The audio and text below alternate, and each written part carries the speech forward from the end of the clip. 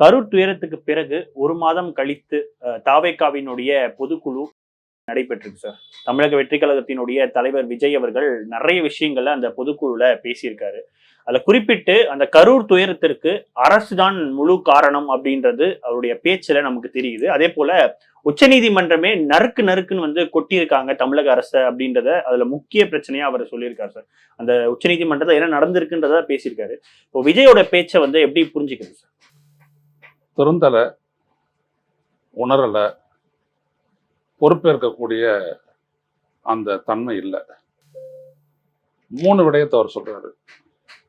அது என்னன்னா, ஒன்று, அந்த சம்பவம் தொடர்பாக முதலமைச்சருடைய நடவடிக்கை, அவர் மருத்துவமனைக்கு வந்ததெல்லாம் அந்த பெருந்தன்மைன்னு காட்டிக்கிட்டாரு அப்படின்றாரு. 1.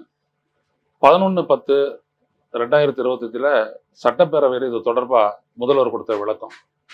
3வது, நீதிமன்றத்தினுடைய தொடர் நடவடிக்கைகள், உச்ச நீதிமன்றத்தினுடைய அந்த வழக்கு மாற்றம். அது 3த்தை தான் அவருடைய மொத்த இதுவும் அதுதான் இருந்துச்சு. முதல்ல பெருந்தன்மை அப்படின்ற அவர் விடயத்துக்கு நீங்க அந்த இடத்துல நடந்த சம்பவத்துக்கு நீங்க இருக்கணும், இல்லை, நீங்க ஓடி வந்துட்டீங்க, அப்புறம் சென்னைக்கு போயிட்டீங்க.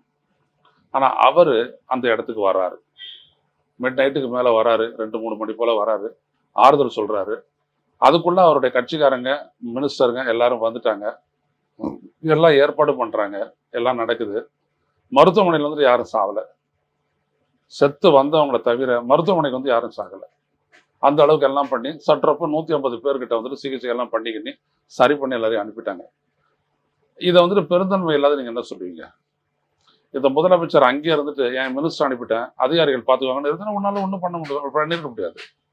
இது விஜய்க்கு அவருடைய அந்த பாதிக்கப்பட்ட விஜய் இதுக்கு காரணம் இல்லைன்னு சொன்னாங்களே, அவங்க கிட்ட கேட்டிருந்தா இந்த பெருந்தன்மை அவங்க சொல்லியிருப்பாங்க.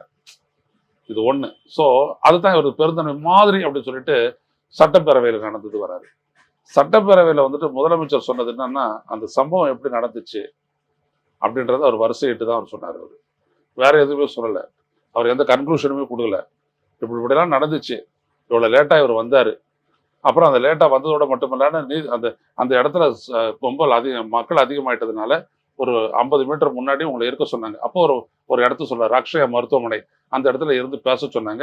மறுத்துட்டு இவங்க நேரம் அங்கே தான் எடுத்துட்டு போயிட்டு விடணும்னு சொல்லும்போது அந்த பேருந்தை அங்கே எடுத்து நகர்த்திட்டு வந்தது தான் இந்த நெரிசலுக்கு காரணம் ஏற்பட்டது, அதுக்கப்புறம் மரணம் ஏற்பட்டது அப்படின்றதெல்லாம் சொல்றாரு.